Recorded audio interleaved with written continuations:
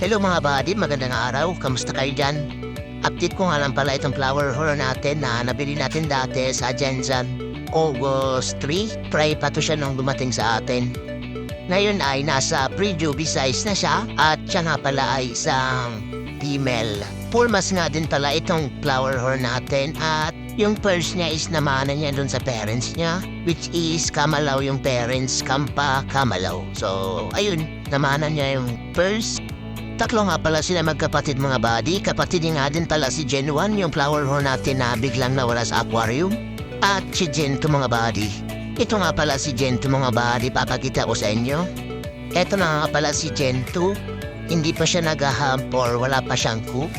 Pero same size lang sila ni Gen 3 yung female natin. Male na pala itong si Gen 2. Pre-head ata itong male natin or late bloomer lang siguro. Ihira talaga sa kampa na malaki na ang coop kahit nasa 3 to 4 inch pa lang. Unlike sa KZZ and ZZ na kahit 3 to 4 inch pa lang may hump na talaga. Pansin mo na yung kanyang coop.